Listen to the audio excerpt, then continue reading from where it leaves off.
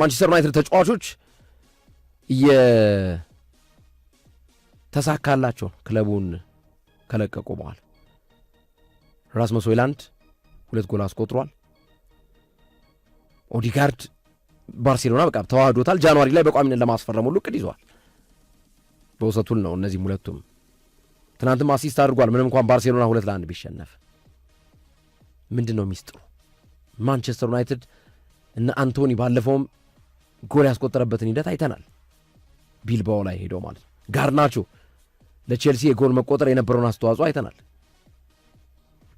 በሌላ ኦን ጎል ቢመዘገብም በራስ ላይ የተቆጠረ ቢሆንም ግን የጋርናቾ ኳስ ነው ኦን ጎል እንዲሆን ያደረገው እና የዩናይትድ ተጫዋቾች በክለባቸው ላይ የሚፋዘዙበት ክለቡን ሲለቁ ግን የሚደምቁበት ዋነኛ ምክንያት ምንድን ነው የሚለውን እናንሳ። ከዩናይትድ ጋር ተያይዞ ግርሜ ተጫዋቾቹ አንድ ተጫዋች ቢሆን 2 ተጫዋች ቢሆን አጋጣሚ ነው የሆነ ነገር ብለህ ታነሳለህ። ግን ሁሉም ተጫዋቾች በሚባል ደረጃ ስኬታማ ሲሆኑ ግን አንድ ነገር አለ ማለት ነው። ማንቸስተር ዩናይትድ ቤት ውስጥ ስኮት ማክቶሚናይ፣ ማርከስ ራሽፎርድ፣ አንቶኒ ኢላንጋ፣ ራስመስ ሆይላንድ፣ አንቶኒ ጋርናቾ ያን በጣም በርካታ ተጫዋቾችን ስንጠራ ከኦልትራፎርድ ከወጡ በኋላ ህይወት የሰመረላቸው ናቸው በብዛት እና ይሄ ማንቸስተር ዩናይትድ ቤት ውስጥ ምን ቢፈጠር ነው ምንድን ነው ያለው ነገር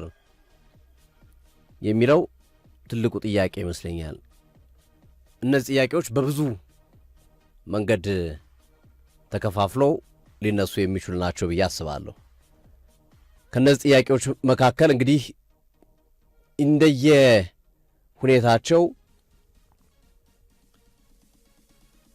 ኃላፊነትን የሚወስዱ አካላቶች ይኖራሉ ብዬ አስባለሁ። አንደኛው አስተዳደራዊ ጉዳይ ነው። አስተዳደራዊ ጉዳይ ማለት የማንቸስተር ዩናይትድ ባለቤቶች የግሌዘር ቤተሰቦች ከ2005 ጀምሮ ቡድን ከያዙ በኋላ ሰር አሌክስ ፈርጉሰን በነበሩበትም ጊዜ ከዛ በኋላ እርሳቸውም ከለቀቁና እነ ዴቪድ ሞይስ እነ ጆዜ ሞሪኒዮ እነ ኦሊ ጉናር ሶልሻየር ራልፍ ራኒክ ሞሪኒዮ እያልን እነዚህ ሁሉ አሰልጣኞች ሲቀያየሩ የነበሩት የክለቡ ባለቤቶች የክለቡ ፍቅር የላቸውም። ክለቡን እንደ ፈረንጅ ላም እያለቡ ከክለቡ ገንዘብ መውሰድ፣ ክለቡ ባለው ስያሜና ስም እና ብራንድ ተጠቅመው ብድሮችን መውሰድና ለግል ጥቅሞቻቸው ወይም የግል ኪሳቸው መሙላት ነው እንጂ ክለቡን የሚጠቅም ነገር ላይ ሲሪየስ ላይ አይሰሩም ተብሎ ይታመናል።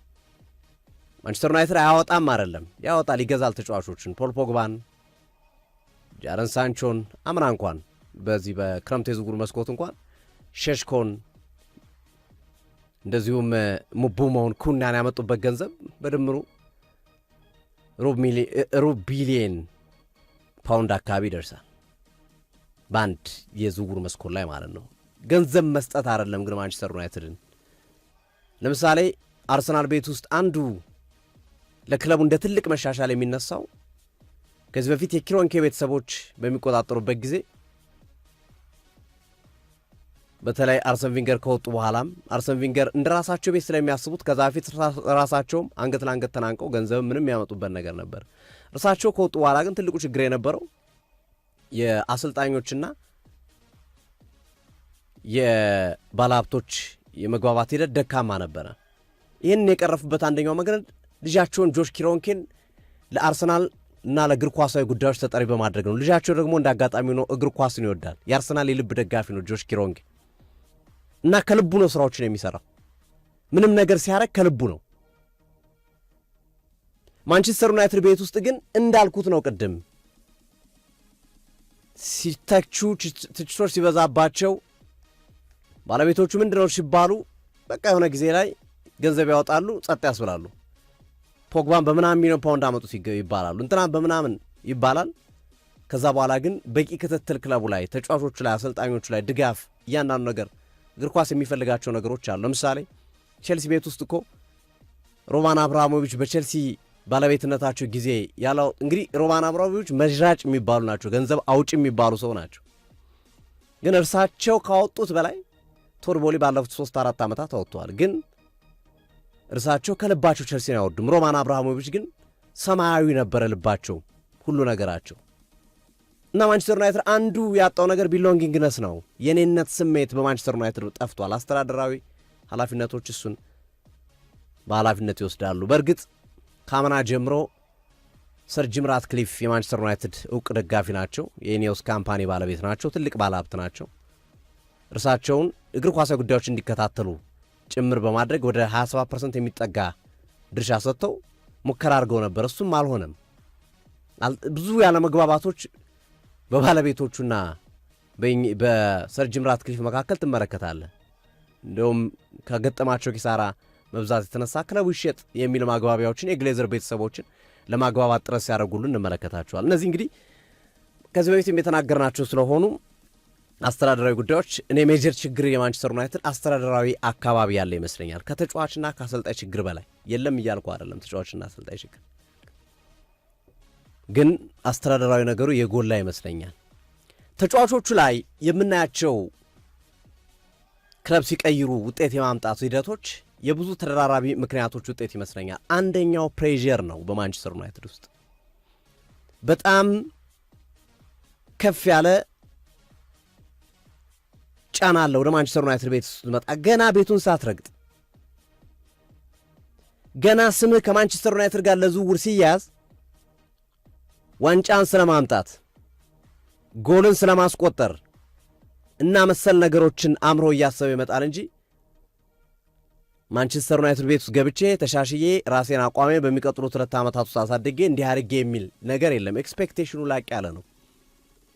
ግን ኤክስፔክቴሽን መምጣት ያለበት የምትጠብቀውን ነገር መምጣት ያለበት ግን ከስራ ጋር መሆን አለበት። ያ ማለት ማንቸስተር ዩናይትድ እየሰራ ቢመጣ ባለፉት ዓመታቶች ፈርጉሰን ከወጡ በኋላ ቡድኑን ፕላንድ በሆነ መንገድ በቅድ እየገነባው መጥቶት እየገነባ መምጣት ቢችል ኑሮ ይሄ ሞር ወደ አስተዳደራዊም የሚጠጋ ነው።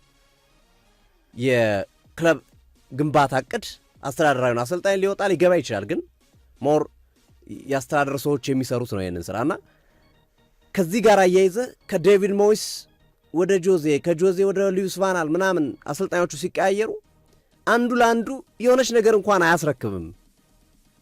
ግርምዬ በአርሰናል የሚጠሉት ወይም በአርሰናል ውጤታማ አይደለም ተብለው የሚነገሩት ኡናይ ኤምሪኮ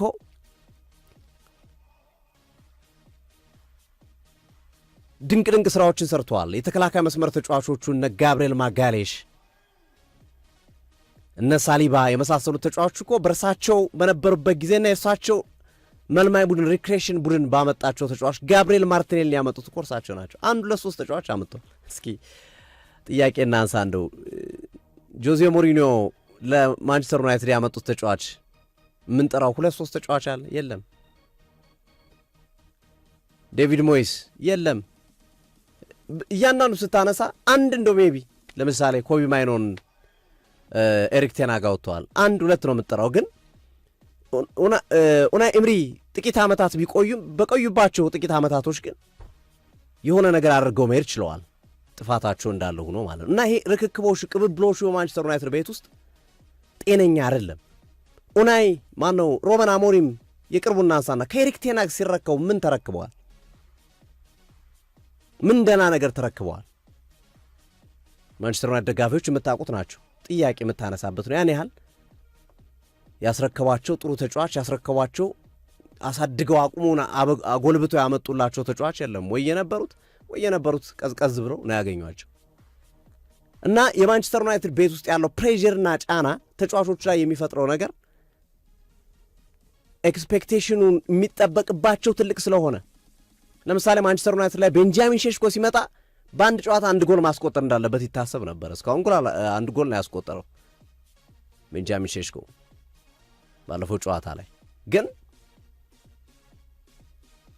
ይሄ ተጫዋች በየሳምንቱ እንዲያገባ ይፈልጋል። ሙቡሞ በየሳምንቱ እንዲያገባ ይፈልጋል። ኩኛ በተመሳሳይ ነው።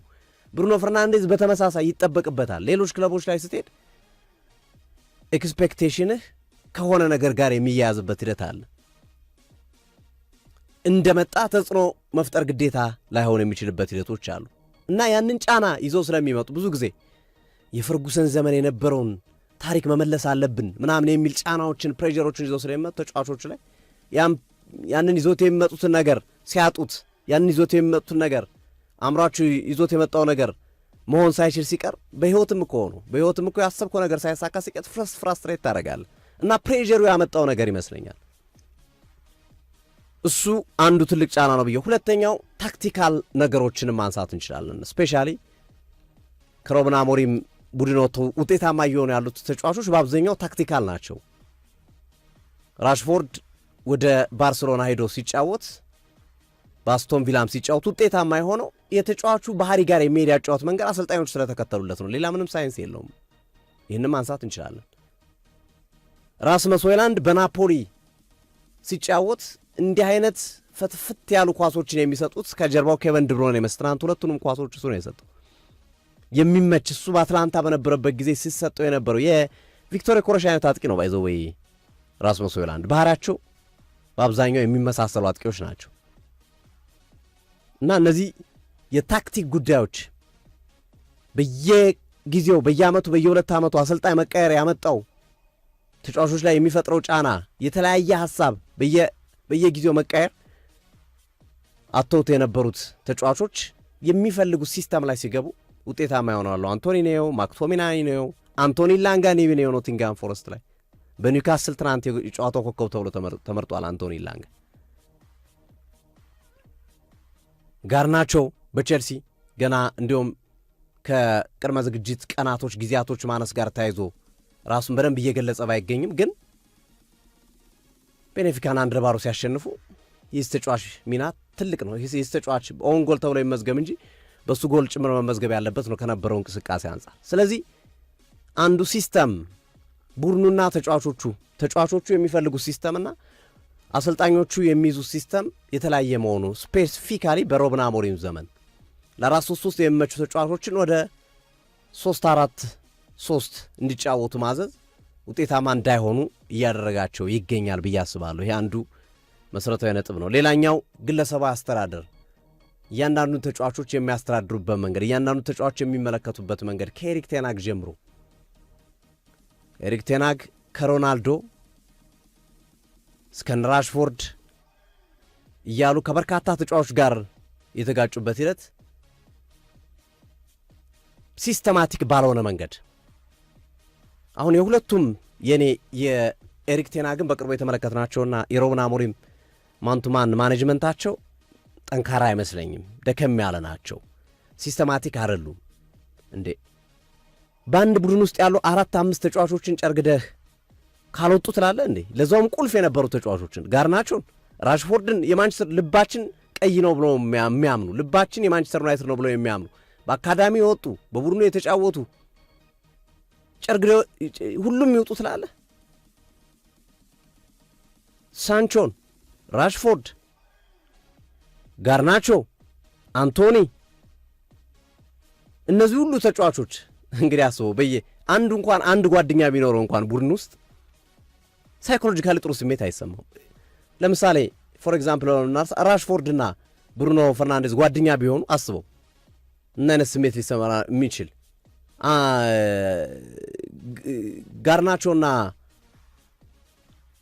ሃሪ ማጉዌር ጥሩ ግንኙነት ቢኖራቸው ጓደኛው ሲወጥ ደስተኛ አይሆንም። ይህን ሁሉ ተጫዋች አሁን ሲስተማቲክ መሆን ያስፈልጋል። ከተጫዋቹም ጋር ስትጣላ እየነጠልክ መጀመሪያ አንዱን ጨርሰህ ከአንዱ ጋር ጸብ የመጀመሪያውን በጣም ነሰሰርሊ ከዚህ ተጫዋች ጋር የማያስማማኝ ትልቅ ነጥብ አልካላ ከአንዱ ትጀምራለህ። ከዛ ቀስ እያልክ ቀጣዩን እያልክ ትሄዳለህ እንጂ ባንዴ ሁሉም ተጫዋቾች ጋር መጣላት ትርፉ እንደዚህ አይነት ነገር ነው። ሁሉም ጓደኛ አላቸዋ ብዙ ነገሮች እንደው እናርገው ባይሉ እንኳን ሳይኮሎጂካሊ በስነ ልቦናው ጥሩ አይሆን እና ማንቱማን ማኔጅመንታቸው ጥያቄ የሚያስነሳ ይመስለኛል። ለምሳሌ ጋርዲዮላ እኮ ጆዋ ካንሴሎ ነጥለው ነው ያባረሩት አይደል? ሌሎች ተጫዋቾችም ካይል ዎከርን ጋር ንጥል አድርገው ነው የሚያባረሩት። ከእሱ ጋር ደርበው 3-4 ተጫዋቾች እንደዛ አይነት ነገር አያደርጉ። ምክንያቱም የሚመጣውን ዳፋ ያውቁታል፣ የሚመጣውን ችግር ያውቁታልና ማንቱማን ማኔጅመንት ጥያቄ የሚያስነሳ ነው። ሌላው ስታንዳርድ ነው። በማንቸስተር ዩናይትድ የልምምድ ቦታ ላይ የሚቀመጡት ስታንዳርዶች በቂ አይመስሉኝም። ስታንዳርድ የልምምድ ቦታ ስታንዳርዳቸውና ከተጫዋቾቹ የሚጠብቋቸው ነገሮች ልክ ሲሆኑ እየተመለከትናቸው አይደለምና የስታንዳርድ ጉዳይም በልምምድ ቦታና በአጠቃላይ በቡድኑ ውስጥ ያለው ሁኔታ ጥያቄ የሚያስነሳ ነው። ዛሬ ጥሩ ይጫወታል የሆነ ተጫዋች ነገ ሲደበቅ ታየዋለህ። እንደ ማንቸስተር ዩናይትድ አይነት ክለብ ውስጥ እየተጫወትክ ቢያንስ በፕሪሚየር ሊጉ 38 ጨዋታ ካረክ በ33ቱ በ34ቱ ጨዋታ ሁሌም አክቲቭ መሆን አለብህ።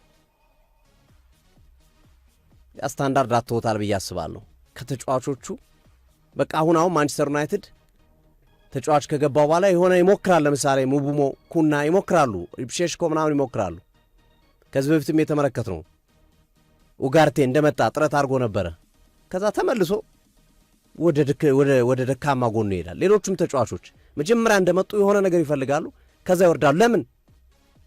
የሚቀመጠው ስታንዳርድ ላይ ጥያቄ የሚነሳ ነው ብዬ ነው የማስበውና እነዚህን ነገሮች ማስተካከል አለበት ማንቸስተር ዩናይትድ። ወደ ቀድሞ ማንነቱ ለመመለስ ጊዜ ይፈጃል፣ በአጭር ጊዜ የሚሆን አይደለም። ግን እነዚህን የጠቀስናቸውን ነገሮች ማስተካከል ከቻለ በሚቀጥሉት ዓመታት ተመልሶ የማይመጣበት ነገር የለም። ሌሎቹም ክለቦች ከእንደዚህ አይነት ስህተታቸው ተምሮ ነው የመጡት። አስተዳደራዊ ጉዳዩን ቅድም በጠቀስኩት መንገድ ማስተካከል፣ ጫና ላይ ተጫዋቾች ላይ ጫና እንዳይኖር በብዛት ወጣቶች ላይ ማተኮር፣ እንደዚሁም ቡድኑን ሚክስ ማድረግ፣ ልምድ ያላቸውን ከወጣቶች ጋር እና መሰል ነገሮች ጫናዎችን የሚቀንስ የሳይኮሎጂ ስራ መስራት፣ ታክቲካሊ ተጫዋቾቹም እንደሚፈልጉት ነው የሚለው። እስቲ እኔ አሁንም ማንቸስተር ዩናይትድ ካሉት ተጫዋቾች 2 ወይም 3 ተጫዋች ልንጠራ እንችላለን እንጂ ከ25 ተጫዋች መካከል 19ና 20 ተጫዋች በ4-3-3 ያጫወት መንገድ የተቃኘ ነው። ታክቲካሊ ሲስተሙ ወይም በ4-2-3-1 የተቃኙ ናቸው እና ይህንን ማስተካከል የሚያስፈልግ ይመስለኛል። ግን ያንተ የምትጨምረው ካለ ጨምርና ተጨማሪ ጉዳዮች አሉ። ሰሞኑን ስናነሳው የነበረው የማንቸስተር ዩናይትድ ኮሎምቢያዊ ተጫዋች ዛሬ በይፋ ተረጋግጧል። እኛም አሳውቀን ነበረ፣ በመረጃችን እናነሷል። ሌሎች አጫጭሮች እንጨምራለን። እሺ ግርምዬ ተጨምር። ማንቸስተር ዩናይትድ ብዙ ነገሮች ተነስተውበታል። እኔ የሩበን አሞሪም ፍልስፍና ከማንቸስተር ዩናይትድ ተጫዋቾች ጋር አለመዋሃዱ ክለቡን ዋጋ እያስከፈለው እንዳለ እረዳለሁ። 3 ስቴሽነሪ ዲፌንስ ከተጫዋቾች ፍላጎትና ከተጫዋቾች ታክቲክ አረዳድ ጋር ወይም የአሰልጣኝ የፎርሜሽን አረዳድ ጋር በተገናኘ የተጣጣም አልመሰለኝም። ስለዚህ ሩበን አሞሪም ደግሞ ጳጳስ ቢመጣም ፎርሜሽኔን ወይም ማስተላለፊን አልቀይርም ብሏል።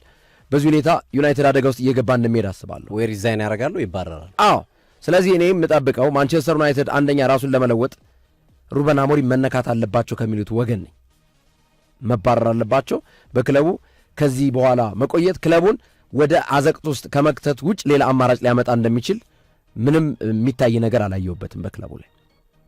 በዛ ላይ ማንቸስተር ዩናይትድ የምልመላ ሂደቱ በጣም ልክ ነው ብዬ አላስብም። ወደ ክለቡ የሚመጡ ተጫዋቾች ላይ ደመነፍሳዊ አይነት አካሄድ ነው ክለቡን ድሮ ከነበሩት አይነት ተጫዋቾች ጋር የሚያገናኙ የሚያጣምሩ አይነት ብቃት ያላቸው ተጫዋቾችን ወደ ክለቡ እያመጣ ያለበት የምልመላ ሂደቱ ክፍተት እንዳለው እረዳለሁ። ጥሩ ተጫዋች መጣ ሲባል ደግሞ በማንቸስተር ዩናይትድ ቤት አቋሙ ብርክ ሲለው እናያለን። ቤንጃሚን ሴሽኮ ለዚህ ማሳያ ነው። ይህ ተጫዋች ብዙ ተወራለት፣ ግን ማንቸስተር ዩናይትድ ቤት እንደተጠበቀው አይደለም። ሩበን አሞሪም አዳዲስ ተጫዋቾችን መጥተው ለሙዚየም ይሁን ለቅርስነት ይሁን ለምን እንደሚያስቀምጧቸው አይገባኝም። ቤንያሚን ሴስኮ አንዱ ነው። ተቀምጦ ነው አሁን በቅርብ እንዲሰለፍ የተደረገ። ግብ ጠባቂ ሰነላማንስ አሁን ቅድም ያነሳ ነው ማንቱማን ማኔጅመንት ላይ በትልቁ የምታነሳውን ለምን መጣ? ይሄ ነው ጥያቄው። ስለዚህ አሰልጣኝ ሩበን አሞሪም ያመጣሉ፣ ያስቀምጧቸዋል፣ እድል አይሰጧቸውም ለልጆቹ። በማንቸስተር ዩናይትድ እግር ኳስ ክለብ በአሰልጣኙና በተጫዋቹ መካከል እኔ ጥሩ ስፕሪት ያለ አይመስለኝም፣ ጥሩ ነገር ያለ አይመስለኝም። አለመግባባቶች ከተለያዩ ሁኔታዎች ውጤት ማጣቱ ብዙ ነገር ሊያመጣ እንደሚችል ባስብም ግን የመናናቅ አይነት ባህሪ በአሰልጣኙና በተጫዋቹ መካከል እንዳለ እረዳለሁ። ይሄ አሁን ብቻ የመጣ ሳይሆን ባለፉት ጨዋታዎችም እና ይሄ ውጤት ከማጣት ጋር ተያይዞ ኢንፌሪዮሪቲ የበታችነት አይነት ስሜት እንዳለ በክለቡ እየተረዳው ነው። ስፕሪቱ ተሸርሽሯል። መንፈሱ የአንድነት መንፈሱ በክለቡ ተሸርሽሯል። ስለዚህ ለውጥ ማምጣት የሚቻለው ሩበን አሞሪምን ከነፍልስፍናቸው መሸኘት ሲቻል ነው። ሌላ አሰልጣኝ መሞከር ነው። አንድ አሰልጣኝ ውጤት ካመጣ መጀመሪያ ኃላፊነቱን የሚወስዱ አሰልጣኝ ነው። ውጤት ከጠፋም የመጀመሪያ የሚጠየቀው አሰልጣኝ ነው። ኦፍኮርስ ዩናይትድ ቤት ውስጥ ብዙ መሰረታዊ ችግሮች አሉ፣ ምንም ጥያቄ የለውም። ግን አሁን ባለው ነባራዊ ሁኔታ እነዛ ነገሮች ጊዜ ሊወስዱ ይችላሉ። በቡድኑ ውስጥ ያሉ ክፍተቶች አሉ። ከዚህ በፊት ስናነሳቸው ማንቸስተር ዩናይትድ ክለብ ውስጥ በየሜዳው አይጥ ሲታይበት የነበረበት ሂደት በርካቶችን ያሳዘነ ነው። ትልቅ ክለብ ነው። ያለ ምክንያት አይጥ ሜዳ ውስጥ ሊገባ አይችልም። ሌሎቹ ሜዳዎች ላይ ለምን አይጥ አይኖርም? ይኖራል እኮ አይጥ። ግን በዚህ ደረጃ በማንቸስተር ዩናይትድ ደረጃ ለምን አይጥ የለም? ከጣራ ዝናብ ሲፈስ በዛ ደረጃ ጎርፍ እስኪመስል ድረስ ፏፏቴ እስኪመስል ድረስ የሚወርደው ዩናይትድ ቤት ምን ስለሆነ ነው? ቢያንስ እዛ ቤት ውስጥ አለ ማለት ነው። መንፈሱን አስተዳደራዊ ችግር ጎልቶ የሚታይ ችግር እንዳለ ተረድተናል ማለት ነው። እና ከዚህ አንጻር ማንቸስተር ዩናይትድ እኔ አሰልጣኙን ካልሸኘ በስተቀር በዚህ ሁኔታ እየተንገዳገደ እንደሚቀጥል ነው ስሜቴ እየነገረኛለሁ።